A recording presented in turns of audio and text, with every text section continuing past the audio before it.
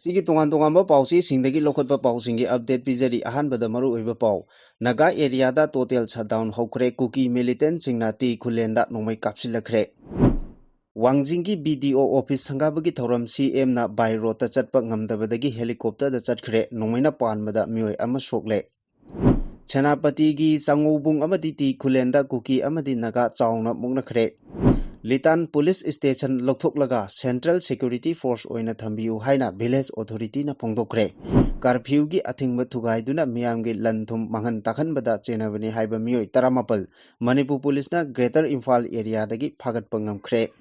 UNC gi total shutdown gi khongjang Kuki singna thugaina bahona bagi thawongbu FNCC na condemn tawrakli. Mangkot Chipu Village da Nongmei Kapnaba hairibadu yumpham yaudi haina phongdorakli. April kunga humdoi khongjomde numita CM yauna MLA Minister singna khongjomda haigatlegat tammada athingba thamle miyamna su sawatpiu haina kokomi Women Wings ki maikidigi phongdorakli. Union Home Minister Amit Shahana kaurakpadagi former CM N Biren Delhi pangkhre. West Bengal da BJP gi lengak laklabadi journalist singi thagi allowance lising manga piragani haina laukthokre. India lengakna Manipur thugaina bahonariba asi leptrabadi June 19 dagi hena kanba khongjang changsilakani haina amukona akanba wapam thamlakli. Wangoi SDO office ki kasing so lonsinkre. Churachandpur gi ban chakutkani haina KSO gi maikidigi phongdorakli. Irang thokpa yaba wapam sing social media gi khuthangda thagatli haiduna relief camp ta leiba mioi ama police na fare. Yengba nungaitaba jagoi sahaluba oja ani wakal taminakre haina ki marks ki maikidigi phongdorakli. Chief Minister na BSF quarter gi ADG ga unaduna ngamkhai ngak chenbagi matangda akupa wari sanakre. Nongmei kapsilamle ban manungda employee sing office kagadabani haiba CS ki order review tawbiu office kadaba yade hairagana employee khudingmakta security pibiu haina JAC ki maikidigi phongdorakli.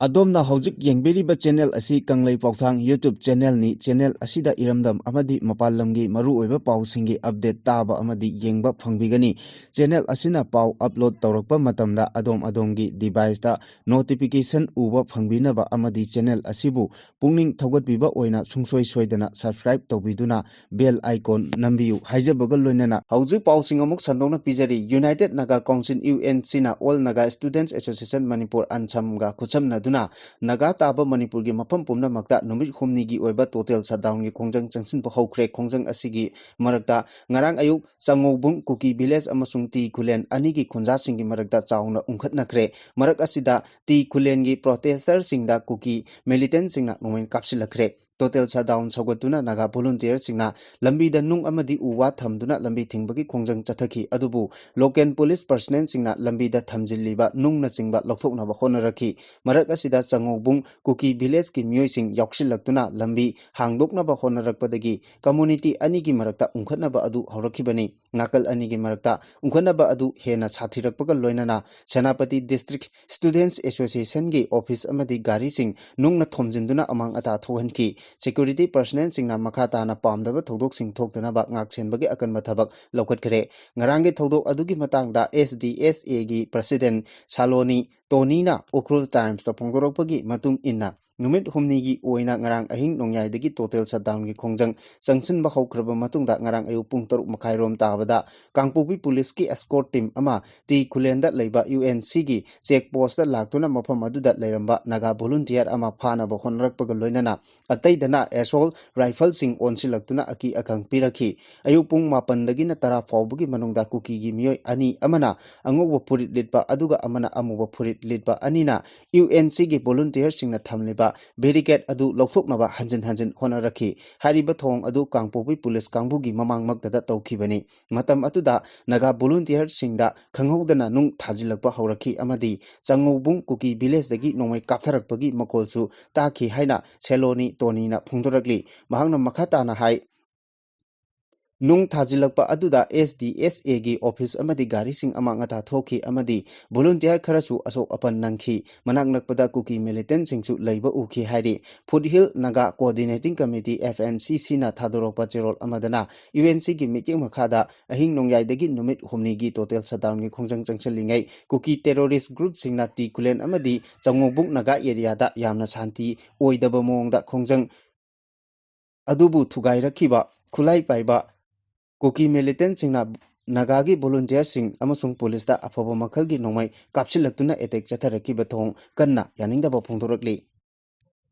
Tronglaubi Thaudok Amadi TM Kasomgi Mihat Asigi Marakta Wangjingi BDOgi Office Sangabagi Thoram Pangthok Piganu Haina Miyamna Changsin Kiba Iho Adu Nam Khairaga CM na Bayrota Thoram Adu Yauna Bachatpada Mapam Adu Yoksinbak Namdabadagi Helicopter da Chatkre Thoram Adu Loiraga Bayrota Halakna Bahona Bada Kudong Tiningai Oibadagi Helicopter da Kangla Tamna Halakre Miyamgi Atingba Marakta Nampuda BDO Office Adu Sangana Bahona Bada Ngarang Numidang Yamlaba Miyamna BDO Office Asi Sangana Ba Maki Semlibasing Karnat Kharibasing Amadi Chokuri Tharibasing Adu Thugai Yekhaiba Tawuta Natana Mai Thakre Mapam Maduda Duty Taramba BDF personnel Amasu Hojik Aruba Pibamda North AOC that Laiba Raz Medi City that Laikanari Bamio Adugi Mamingna Takel Changbam Rames Apopa Laikidraba Lolito Kowi Hairok Taurangbam Laikai Part 3 Dagini Mahaki Koki Sarukta Thangumba Athoba Pot Amana Yan Kibagi Dakfom Ani Lady Mahaki Pibam Kudung Tiningai Hojiksu Oiri Amaromda Taudo Asiga Ikan Kanadana BDO Office Sangaba Yaroi Haina Atingba Tamduna Kongjang Changsiliba Miam Security na Tankaina Bahonabada Tear Gas Amasung Mok Bomb Sale Kaya Kapkre Adumapu Irang Adu Mapungpana Laksinbadi Ngamkide Makatana Ngarang Ayu Anganbadagi Hona Yamlaba Miamna Thobal Babu Bazar Thobal Hospital Mamang Yauna Lambi Asigi Mapam Kayada Lambi Tingbagi Kongjang Sing Changsin Ki Masina Maram Oiraga Chief Minister Yumnam Khemchan Lambi Asida Chatpada Kudong Charoidabana Mayai Lambi Romda Oina Wangjing Tamna Chatki Adubu Miyamgi Athingba Aduna Maram Oiraga Khongjomgi Phundraida Laiba AR Campus Changlaga Mafam Adudagi Helicopter da Wangjingi BDO Sangagadoriba Mafam Adu Tamna Chatki Loinana Sangabagi Thorum Adu Saruk Yaki Sangabagi Thorum Adu Chataringai Manungda Hairok Maikai Romdagi Yamlaba Miyam Yauna Maikai Kayadagi Thorum Pangthokliba Mafam Adu Tamna Thomjilakna Bahonabada Police tear gas amasung life round kaya kaptuna tankhaina bahonaki hairoki mafam kaya dasu lambi da nung paisinuna lambi thingki miyamgi protest adu thingna bahona bada police kaplakhiba nongmaina hairokdagi elangbam nandakumar koba miyoi ama mabukta nongmaina panduna sokhi sokloba miyoi adu Imphal gi Rajmedi city da pukatuna laikanari hawjik mafam adu da miyam amasung security gi marakta kanna moknari miyam tankhaina bahonaki ba security force ki kangbosing adu miyamna koisillaga thamkhre hairi Ukhrul district ki Mangko Chipu Kuki Khulda Leba village chief ki yumda ngarang numidang wairam pung manga makhai rom tarakpa matamda official oiba meeting ama pangthoklingaida masakhangdaba militant singni chingnaba singna nongmai kapsilakiba thodok aduga khul asida tension amuka hena wanghale hari maram aduna Mangko Chipu khulga naknana leiriba LEITAN police station asi lokthokduna central security force oina thambiyu haina village authority singi maikaidagi dabi tawragli masakhangdaba miyoi singna kapsilakiba nongmai adugi maruna village chief ki darbar hall gi thong phaudoklaga matung mayokna duna leiriba phaklangda pankhi loinana meeting aduda saruk kyariba miyoi sing sining chitta hinghore hairagli thaudok adu civilian singi punsida direct threat tawbani hairaduna Kaplakiba nongmai adugi maikei asi LEITAN police station ga naknana leiba mafam amadagini nongmai kapsilakiba asina maram oiraga law enforcement singna asigumba thodok asida tumina lesiliba asida village authority na nungnangba phongdorakli village authority na makha taraduna asigumba thodok asi ahanba natre mamangdasu Mangko Chipu khulgi yum singda tamna Masakhangdaba singna nongmai kapsilakiba lepa leitana hojiksu chathari thodok sing asina maram oiraga khul asigi khunja sing mipaiba amasung aki tujungba poktuna leire village authority na hojik leiriba LEITAN police station asi lokthokduna central security force oina mahut sinnaba mari leinaba authority singda dabi toragli karigumba village authority gi dabi asigi wangmada mari leinaba government ki authority singna chatharaklabadi tungda thorakpa afafatigi daida pumnamak government na pugadabani so hairi District Administration na irang laksinaba amadi law and order ningthina ngaknabagi damak public curfew thamlingai manungda curfew gi athingba tugaiduna lambi thingba amasung miyamgi lanthum mangan tahanbada chenabani haiba miyoi 18 Manipur police na Greater Imphal area dagi phagatpa ngamle official source amagi matung ina Greater Imphal gi area singda District Administration na public curfew lauthoklingai manungda curfew tugaiduna anti social element singna lambi thingba amadi miyamgi lanthum mangan tahanbagi thabak sing chathare haibagi paw phangmadagi Manipur police ki tongan team singna Greater Imphal ki mafam kayada chathakiba drive amada hairiba miyoi sing asi phagatpa ngamkhibani police na faraba miyoi sing adudi nongthombam lolin Meitei sahi 38 samurai latpam Sibananda Sahi Kunipan, Nongthombam Risikanta Meitei Sahi Kunipan, Chungkham Kaiku Kunmathoi, Pochangbam Bhumi Bon Khaba Sahi Kuntranipan, Lema Popam Romes Meitei Sahi Nipu, Harithik Roy Sahi Kulumdai, Hanjabam David Sharma Sahi Kun, Joy Prakash Akhom Sahi Kuntranipan, Chungkham Sanatomba Singh Sahi Kuntranithoi, Ningombam Chetan Singh Sahi Kuntaruk, Lairen Mayum, Bikram Sahi Kuntranipan, Moirangthem Haimo Sahi Yankei Humdoi, Tingujam Francis Sahi Kunmathoi, Tingujam Moramba Sahi Kunithoi, Wangkhem Kuladhaja Sahi Kuntra Seram, Manjit Meitei Sahi Kunmanga, Yumnam Charat Sahi Kuntaret Amasung Golit Thongam Sahi Kunni Hari, Pulisna Makoi ki Mathakta Case Sing Restar Tawduna Makhatana Tijin Humjin Bahokre. Haukiba April Thagi Tara Nepalda Imphal Urkul Lambigi TM Kachomda Kuki Militant Singna Tangkhul Naga Ani Hatkibagi Mayokda UNC na Kaukiba Total Shutdown Gi Khongjang Kuki Singna Thugainaba Honabagi Thawong Foothill Naga Coordinating Committee FNCC na Akanba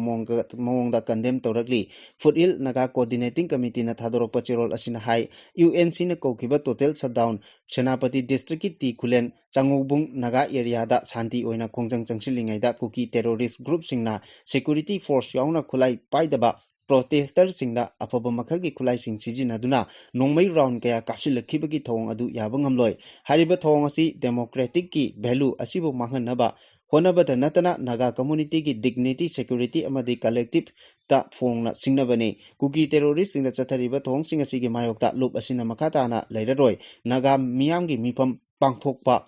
thokpa haksing ngaktuna thamnaba yauna naga singi lam amasung miyam ngak chenabagi damak mathok taba thabaksing paikhatlagani hari Senapati District Students Association na thadurokpa chirol amana haribana TM kasom mihat kamari lenana UNC na kokiba total shutdown asigi manungda April 13 numidang pung 3 makairom taba matamda laikhidraba thawaising adugi mafamda ikai khumnaba utpa oina Senapati headquarter gi traffic point da candle light vision pangthokani hariba numi khumni chupna awaba phungdokpa thorom asigi manungda naga customary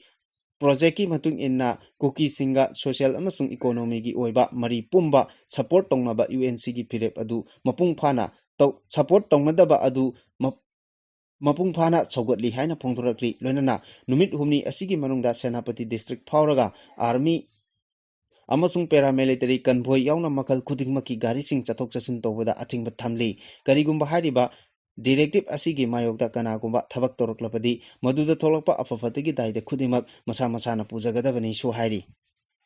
Ngarang numidang LEITAN Police Station ki manung chanba Mangko Chipu Village Authority ki oiba mifam pangthoklingaida LEITAN Police Station ki area romdagi nongmai kapsilakhi haina maral siriba adugi matangda LEITAN tangkhul maikeidagi yamna kana yaningdaba phongdorakli lupasina thadorokpa chirol asina hai LEITAN Police ki area dagi nongmai kapkhiba amata leite Mangko Chipu Village Authority ki maikeidagi aranba yumpham yaudaba pau kaya sandokliba asina public marakta bhab tanadaba amadi hena aki akang thohanaba honabani LEITAN Police Station asi hek lingkhatkibadagi ngasi phawba daite leina kathokbaga loinana neutral oiba mongda law and order maintain tawduna laklibani maramaduna LEITAN Police Station asigi mathakta aranbu yumpham yaudaba maral kaya sijilaga lokthokkinaba honariba asi yaningde LEITAN Police Station asi lokthokraga mafam masida central security deploy tawgadabani hariba demand asigi mayokta LEITAN East Tangkhul Village Authority ki maikeidagi chapchana lepkani Mangko Chipu Village Authority ki maikeidagi siriba moralasi chapchaba thigatpa tawdana amasung chumi lali khangdana mari lenaba singna thabak lokatanaba akanba wafamsu thamli Makatarakpa pauda haujik leiriba lengak asina wakhal chumthokpa ngamdrabanina April 13 khongjomde numita Lebaki damak thawai thakraba khongjomda leiriba athauba singi khubamda sarkar gi maikeidagi chief minister dagi singlaga BJP gi MLA minister sing athauba singi khubamda haikat laikat tambada athingba thamle miyamnasu athingba si mapung phana sawatpiu April 13 gi mangoinana lengak asina lamdam asida hojik leiriba issue sing asigi matangda chapchaba phirep ama miyamda lautokadabani haina kokomi women wing gi convener wahengbam luwang leimana lamfelda leiba loop asigi office da pangthokiba paugi mifam amada phongdokre mahakna hai hojik leiriba lengak asigi support politician chief minister MLA amadi BJP gi supporter sing boycott tawbana maram oiraga khongjom lanfamda haikat laikat tamba asida athingba thambani haukiba chahi lisingani kulumdoi me ahumdagi hauna kuki narco terrorist singna meitei singda landabadagi hendoraktana ngasina amok naga singda landaduna yelomi sing maru fangna muthatnaba honarakli kuki singna meitei khakta पानबदा वारगदबा असिदा नागासिंगी मथक्ता lawn तौरिबसी मखोइगी तुंगदा कनागुंबा Amna bake तौबदगी cookie सिंगना असुगुंबा लान असि ताबा ngambani India government लान असिदा cookie सिंगी मिचंग चंगदुना छौगतली हाइबसी इफोंग फोंगना खंगनबा वाफम सिंग ngakteni aduna India government चथरिबा थोंग असि खुदकता लेपकदबने prime minister Narendra Modi ना लुचिंगबा government असिदा लमदम असिगी येलोमी सिंगी मथक्ता proxy वार चथरिबसी चुमथोकपा अमा चंगली मरम असिना India सरकार ना तौरिबा चुमदबा थोंग असि चुमथोकनबा मियामना होनामिनसी मियाम ngamthanaba chathariba injustice oiba thongsing asi khudakta lephalasi madu natrabadi malemgi miyamgi oiba ihau ama hownaba barton toba oina tagani haina phongdorakli Manipur की हौजिक ओरिबा तंगदु लेतादबा फिबम असिगा मरी लाइनना यूनियन होम मिनिस्टर अमित शाहना कौरकपदगी former chief minister N Biren ngarang नुमिजुंगबा मतुंग पुंग अमा मिनिट 55 ताबा मतमदा इंडिगो फ्लाइट दिल्ली की दमक इंफाल थादोकरे प्रेसना फंगबा पावगी मतुंग इन्नदी मणिपुरदा अनोबा लेंगाक लाख्रबा तुंगदा मिसी मिनागी थौदोक नोंगमा नोंगमागी हेंगलकलिबा असिगा मरी लाइनना वा खननबा कौरकपा ओइरंबा याय हाइना थाजनरी हंदक वेस्ट बेंगल पांथोकदौरिबा इलेक्शन असिदा करिगुंबा बीजेपी ना मसिंग हेना कादुना स्टेट असिदा पावर पाइरकपा तारबदी ई पावगी लमदा थबक तौरिबा जर्नलिस्ट सिंगदा थागी ओइना लुपा लिसिंग मंगा अलाउंस पीरगनी हाइना स्टेट बीजेपी प्रेसिडेंट समिट भक्त चर्चना पावगी मिफम अमदा फोंदोखरे कोलकाता की प्रेस क्लब ता पांथोकिबा पावगी मिफम अदुदा महांगना मखा ताना फोंदोखिबदा हारिबा जर्नलिस्ट सिंगी स्कीम असि इंप्लीमेंट तौनबा अमदी इंप्लीमेंट तौबा मतमदा मीडिया की प्रोफेशनल दा लैरिबा मियोइसिंगदा करिगुंबा डिस्क्रिमिनेशन अमता थोखलोय बीजेपी पार्टी की मायोक्ता पाव फोंगबा नत्रगा मखोइना अफबा पाव फोंगबा थीदना चप मानबा मिटिंगदा जर्नलिस्ट सिंगबु मखोइगी मरुप ओइना उबगा लोइनना पार्टी असिना जर्नलिस्ट सिंगी फ्रीडम अमदी राइट सिंगबु इकाई खुमनबा उटली बीजेपी पार्टी ना जर्नलिस्ट सिंगी दमक लोखलकलिबा खोंगथांग असि मीडिया फर्टिनिटी सिंगना लौरिबा थौदांग सिंग असिबु इकाई खुमनबा ओइना यामद्रबसु फाइनेंशियल असिस्टेंट खरदा ओइरबसु मतेंग पांगनबा होनबनी हारिबा स्कीम असि इंप्लीमेंट तौबगी मतम इलेक्शन लोरबा मतुंगदा लाउथोकलगनी हाइना फोंदोखी पनबा याबदी एप्रिल 19 अमदी 19 दा फेस अनि थोकना पांथोकदरिबा वेस्ट बेंगल की इलेक्शन असिगी सीट मसिंग पुन्ना चनी मरिपुत्रा मरीनी इलेक्शन असिगी रिजल्ट ना मे मरीदा हाइदोकलबा तुंगदा स्टेट असिदा करंबा पार्टीना पावर पाइगनी हाइबा अदु खंगबा ngamgadoribane इंडिया लेंगांगना मणिपुर थुगाइनबा होनरिबा असि लेप्तबा तारबदी जून 19 दगी हेना कनबा खोंजंग चंगसिलकनी हाइना अमुकोगी प्रेसिडेंट एच संजोइना फोंदोखरे त्रोंगलाउबी थौदोकता चेनबा कुकी टेररिस्ट सिंग एक्शन लौगदबनी मिचम मियाम ngakpa ngamdraba सेंट्रल फोर्स सिंग हनखरो एखोइ इसाना लमदम असि ngakjarage हाइबा खोलाउगा लोइनना अमुको अमदी मसिगा चनमिनरिबा लुप सिंग पोइरे लेमरोल मैरा पाइबी अपुनबा Manipur committee on human right all Manipur women's volunteer association Manipuri Students Federation हारिबा लुप मंगा असिना सिंदुना लंगथबालदगी हौदुना तोंगान तोंगानबा मैरा पाइबी सिंगना सरुक यादुना कैसामथोंग ताना मियोइ लिसिंग कयाना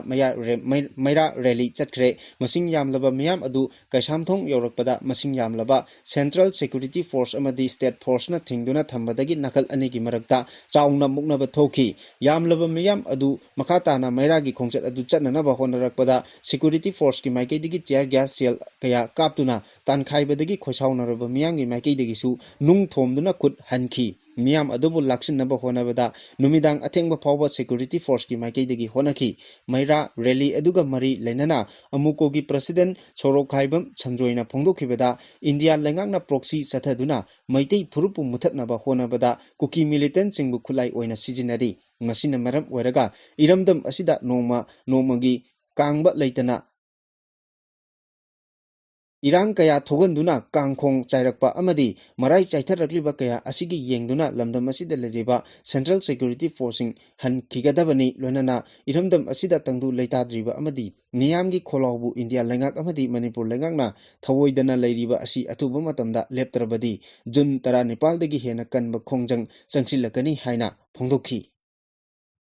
लेंगांगना टोटल शटडाउन मनुंगदा लेंगाकी एम्प्लॉयसिंग ऑफिस कानबा लाउथोक्रबा तुंगदा वांगोइदा लेबा एसडीओ ऑफिस मनुंगदा लेबा लेंगाकी तोंगान तोंगानबा डिपार्टमेंट सिंग वांगोइ प्रजा मयामना सो लोनसिनखरे अदुबु मफम अदुदा लेबा पुलिस की टीम अमा लाक्तुना ऑफिस सोसिंग अदु थुगाइदुना हांदोखरे हारि पुलिसना सो थुगाइरगा ऑफिस हांदोकपगी पाव हेक ताबगा वांगुइगी तोंगान तोंगानबा क्लब मैरापाइबी सिंगना एसडीओ ऑफिस दा अमुक लाक्तुना अमुक हन्ना सो अदु लोनसिनखी खोंजंग असिगा मरी लैनना मैरापाइबी सगोलसेम आशा लेमना फोंदोखिबदा हौजिक स्टेट असिगी ओइरिबा फिबम असिना मरम ओइरगा स्कूल कॉलेज सिंग मतम कुइना थोंग लोंदुना लाइरिक तंबा फंगदना लेरगा लेंगाकी ऑफिस हांगबा यारोय हाइबा वाफमसु फोंदोखी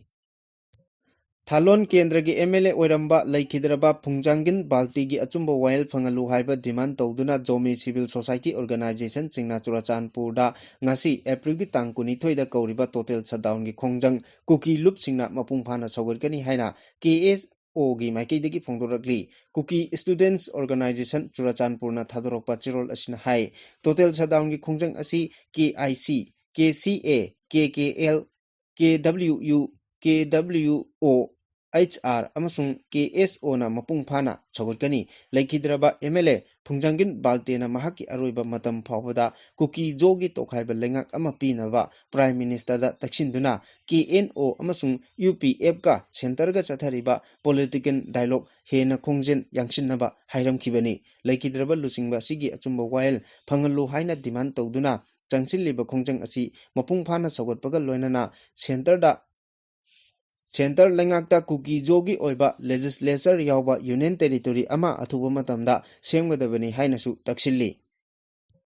हौजिक मणिपुर की ओइरिबा फिबम असिदा मखाताना कम्युनिटी सिंगी मरक्ता हेना इरांग थोखनबा याबा वहाई वता ईदुना फेसबुक ता थागतली हाइबा मरालदा रिलीफ कैंप ता लैबा मियोय अमा मणिपुर पुलिसना फारबा मियोय अदुगी ममिंग लौरियाम अजित कुमार सिंह मोटबुंग ममांग लेकाइदगी हौजिकना लंबोय खोंनांगकोंग रिलीफ कैंप ता लैबा मियोयनी हाइरी पुलिसना महाकु फागतुना वहांग पंग तौबगा लोइनना महाकी असिगुंबा इरांग थोकपा याबा वहाई वता सोशल मीडिया दा थागतपा असिदा चेनबसिंग यावबरा हाइबगी थिगतपगी थबक चथरी महाकी फेसबुक अकाउंट अदुगी ममिंगना एल अजित सिंह हाइना थोली मणिपुर पुलिसना था असिगी 17 इम्फाल ईस्ट दगी मसागी चही 19 सुरबा तेंसुबम लमयानबा मैतेई कौबा नहा अमसु सोशल मीडिया दा कम्युनल ओइबा वहाई वता सिजिनदुना फेसबुक ता थागतपा मियोय अमसु फादुना हौजिक पुलिस की कस्टडी दा लैरिबनी महाकी फेसबुक अकाउंट अदुगी ममिंगना मैतेई नोंसा लमयानबा हाइना थोनबनी पुलिसना मखोय अनिगी मथक्ता मखाताना इन्वेस्टिगेशन थबकसिंग चतरी असिगुंबा मियाम मरक्ता हेना इरांग थोरकपा याबा वहाई वता सिजिनदुना सोशल मीडिया दा थादोक्तनबसु मणिपुर पुलिस की माइकैदगी अकनबा अपील तौरकली हौकिबा एप्रिल 18 इम्फाल ईस्ट डिस्ट्रिक्ट की मनुंग चन्ना लेबा चालौगी इबुदौ नोंद्रेन खोंबा पाखंबा हरावबदा लेबाक मियाम अमदी कबुई फुरुपना येंगबा नुंगाइतबा फिजेट अमदी जगोय ताकपी तंबीदुना साहलुबा अमदी फिजेट लेटेंग साहलुबा ओजा अबोय कामै एलाइस खोंबा लमलाई मयाई लेकाई अमदी वाइखोम इनाउतोंबी सेक्टा हाइरिबा मियोय अनि असिगा किमिक्स अमदी all Zeliangrong arts and culture organisation की थौमिसिंगा पुन्ना पैलेस कंपाउंड इम्फाल दा लेबा किमाक्स की हेड ऑफिस दा फमिनदुना वखल तामिनखरे हाइना Kangleipak indigenous martial art and cultural society किमाक्सना फोंदोरकली किमाक्सना थादोरकपा चिरोल असिना हाइ हौकिबा चहीगी जुलाई थादा उद्रा संगलेन सना कोनुंग पंडित लोइसंग लाइनिंगथौक सनामही टेम्पल बोर्ड अमदी अजाको यावना लमदम असिगी जगोय इसै लोइनना फिजेट लेटेंग सालिबा अमदी लेबाक मियामगा पुन्ना फमिनखिबा मियामगी ओइबा मिफमना अमता ओइना यानखिबा वारेपसिंग अदुगी वांगमदा अमदी यामना मोंग मरिल तादबा थोंग चथखिबगिदमक असिगुंबा वखल तामिनबगी खोंथांग असि लौखलकपनी हाइना फोंदोखि CM Secretariat Chief Minister Yumnam Khemchandna Delhi da leba Border Security Force BSF Headquarter gi ADG Punit Rajtogi ga unaduna Indo-Myanmar Border paring da ngaksenbagi tabak hena kangkhat hanabagi matang da khanakhre hari Chief Minister Yumnam Khemchandna Facebook da thagalakpa post amada BSF ki ADG Punit Rajtogi ga unaduna Indo-Myanmar ngamkhai paring da ngaksenbagi hena akanba thabak lokhatnaba amadi masigi thabak asida state lengak kasu khusamnana thabak tawminanabagi matang da खनखी internal law and order ngakpada BSF na achoba thodang lobagi mathakta border ngak chenbagi thabaktasu achoba thodang lori ngamkhai ngaknaba honabada BSF ta ahenba equipment sing optimal research amadi capability hena lehenba mathautai aikogi ngamkai paring ngak chenduna amadi security amadi stability lehenaba honabada lengak asina BSF ta piba yaba mateng pigani haina su Chief Minister Khemchandna phongdokhi nakal amaromdana wangjing tentha DC Bloki Block Development Office Sangabaga Mari Lenana Chief Minister YKM Chana social media da Thagalakiba warolda Thokliba Thogdok Kudingmak Paminaraga Wari Chanaraga Lusinba Yaba Ngaktani Tronglaubi Thodoka Mari Lenana JEC na Taliba Demandsing Lengakna Yabagi Matata Lakidraba Angang Anigi Apoba Madi Apopida Lengaki Chanaba Tabak Piragi Haibasi